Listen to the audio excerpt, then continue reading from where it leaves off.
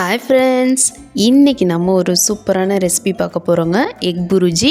வாங்க எப்படி செய்கிறதுன்னு பார்க்கலாம்.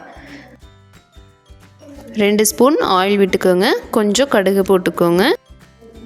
நல்லா நறுக்குன 2 வெங்காயங்க, அது கூட ஒரு பச்சை மிளகாய், கொஞ்சம் கருவேப்பிலை போட்டு நல்லா தாளித்து விட்டுக்கோங்க.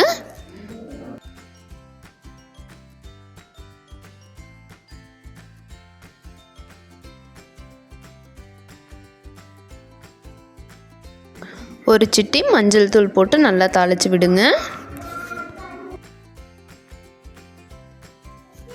அது கூட 4 தக்காளி, நல்லா சாப் பண்ண தக்காளிங்க, அது கூட ஆட் பண்ணிக்கோங்க.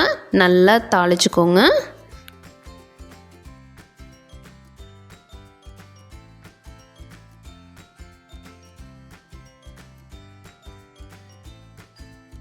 ஒரு 2 மினிட்ஸ் குக் பண்ண விடுங்க. பாருங்கள், இந்த மாதிரி நல்லா எண்ணெய் பிரிஞ்சு வரணுங்க. அந்த அளவுக்கு நல்லா தாளிச்சுக்கோங்க. அதுக்கப்புறம் 1 ஸ்பூன் மல்லித்தூள், 2 ஸ்பூன் கரம் மசாலா, 1 ஸ்பூன் காஷ்மீர் மிளகாய்த்தூள் ஆட் பண்ணிக்கோங்க.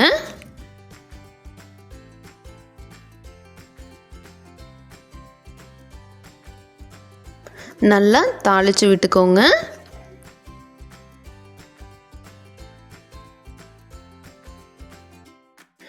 இதுவும் மூடி வச்சு 2 மினிட்ஸ் குக் பண்ண விடுங்க.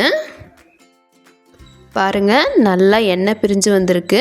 இந்த அளவுக்கு குக் பண்ண விடுங்க. நல்லா தாளிச்சுக்கோங்க. அதுக்கப்புறம் ஒரு 6 முட்டை எடுத்து உடைச்சி ஊற்றிக்கோங்க.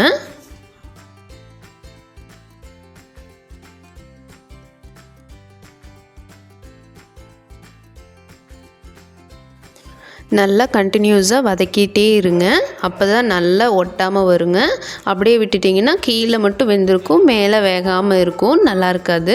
ஸோ கண்டினியூஸாக வதக்கிட்டே இருங்க.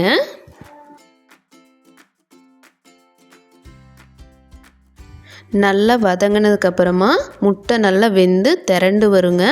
அந்த டைம் கொஞ்சம் கொத்தமல்லி தூவிக்கோங்க. பாருங்கள், நம்ம எக் புர்ஜி சூப்பராக ரெடி ஆயிடுச்சு. சப்பாத்திக்கு சூப்பராக இருக்குங்க. நீங்களும் ட்ரை பண்ணுங்கள். எப்படி இருக்குன்னு சொல்லுங்கள். பாய்.